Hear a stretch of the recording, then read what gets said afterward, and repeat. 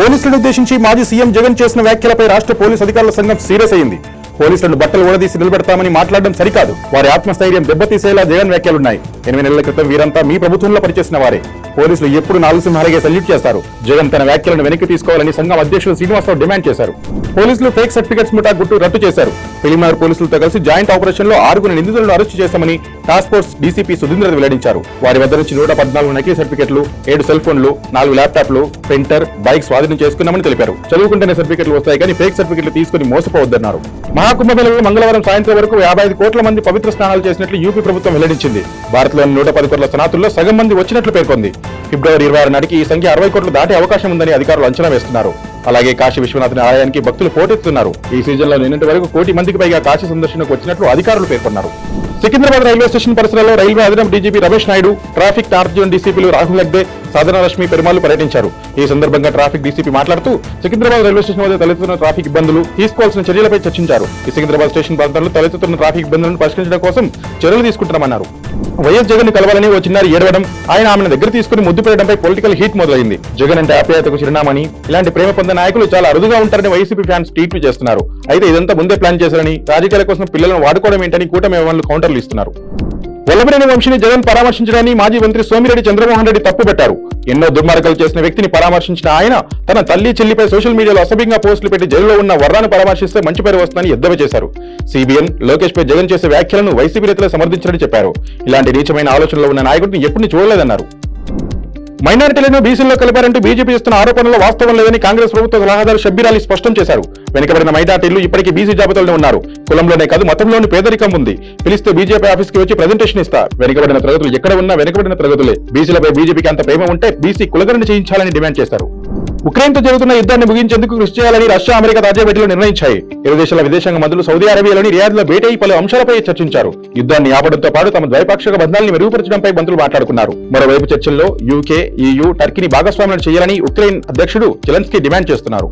తులం బంగారం ఇవ్వడమేమో కానీ మహిళల మెడలో పుస్తల తాడు లాక్కెళ్తున్నారన్న కేటీఆర్ వ్యాఖ్యలకు మంత్రి జూపల్లి కృష్ణారావు కౌంటర్ ఇచ్చారు. కేటీఆర్ చెప్పినట్లు మేము అన్ని హామీలు అమలు చేయలేదు, ఆలస్యమైందన్న మాట వాస్తవమే. తులం బంగారం, మహిళలకు 2500 పెన్షన్ లాంటివి అమలు చేయకపోవడానికి కేసీఆర్ చేసిన అప్పులే కారణమని మంత్రి అన్నారు. ప్రభుత్వం కొత్త రేషన్ కార్డులు ఇచ్చేందుకు సన్నాహాలు చేస్తున్న నేపథ్యంలో కొత్తవి, పాతవి కలిపి 1 కోటి రేషన్ కార్డులు ఇవ్వనున్నట్లు సమాచారం. ఈ కార్డులు బార్ కోడ్ లేదా క్యూఆర్ కోడ్ తో పోస్ట్ కార్డు సైజులో ఉండనున్నట్లు తెలుస్తుంది. ఒకవైపు సీఎం, పౌర సరఫరాల శాఖ మంత్రి ఫోటోలతో పాటు ప్రభుత్వం లోగో ఉండనున్నాయి. తొలుత ఎన్నికల కోడ్లని మహబూబ్ నగర్, రంగారెడ్డి, హైదరాబాద్ లో ఇచ్చేందుకు ఏర్పాటు చేస్తుంది. వేములవాడలో జరిగే మహాశివరాత్రి ఉత్సవాలకు ముఖ్యమంత్రి రేవంత్ రెడ్డిని అర్చకులు, ఆలయ అధికారులు జూబ్లీ హిల్స్ లోని తన నివాసంలో మర్యాదపూర్వకంగా కలిసి ఆహ్వానించారు. అనంతరం తీర్థప్రసాదాలు అందించారు. ఈ నెల 25 నుండి 27 వరకు వేములవాడలో వైభవంగా శివరాత్రి మహోత్సవాలు జరగనున్నాయి. ఈ మహోత్సవాలకు నలుమూలల నుంచి భక్తులు రానున్నారు.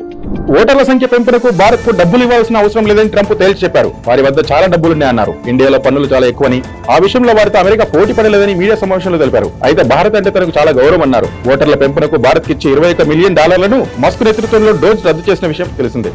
బంగారం ధరలు సామాన్యుడికి చుక్కలు చూపిస్తున్నాయి. హైదరాబాద్ బులియన్ మార్కెట్ లో బంగారం ధరలు మళ్లీ పెరిగాయి. 22 క్యారెట్ల 10 గ్రాముల గోల్డ్ రేటు $650 పెరిగి 80,350కి చేరింది.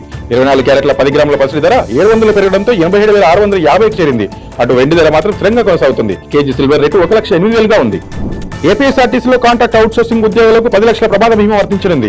అద్దె బస్సులు, అవుట్సోర్సింగ్ డ్రైవర్లు, బస్సుల్లో అటెండర్లు, బస్టాండ్లు, గ్యారేజ్లు, స్వీపర్లు, గైడ్లు, కౌంటర్ల బస్ టికెట్లు తయారు చేసే సిబ్బందికి ఇది వర్తించనుంది. దీనికి వారిని నియమించుకున్న కాంట్రాక్టర్ ఒక్కొక్కరికి $499 చొప్పున పోస్టల్ శాఖ అంత్యోదయ శ్రామిక్ సురక్ష యోజన బీమాకు ప్రీమియం చెల్లించాల్సి ఉంటుంది. అబద్ధాలు చెప్పిన కాంగ్రెస్ పార్టీకి రేవంత్కు జరిమానా వేయాలని కేటీఆర్ అన్నారు. సింగపూర్ పార్లమెంట్ లో 2 అబద్ధాలు చెప్పిన ఫైన్ వేశారని ఓ ఆర్టికల్ ని కేటీఆర్ గుర్తు చేశారు. కాళేశ్వరం గురించి, రాష్ట్ర అప్పులు, హామీల గురించి అబద్ధాలు చెప్పారని విమర్శించారు. 420 అబద్ధాలు చెప్తున్న కాంగ్రెస్ పార్టీకి రేవంత్ రెడ్డికి 4.20 లక్షల కోట్ల జరిమానా వేసిన తప్పు లేదని అన్నారు.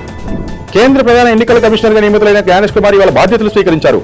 కాగా నిన్నటితో రాజీవ్ కుమార్ పదవీ కాలం ముగిసిన సంగతి తెలిసిందే. అయితే జ్ఞానేష్ కుమార్ నియామకానికి కేంద్రం ప్రతిపాదించగా రాహుల్ గాంధీ వ్యతిరేకించారు.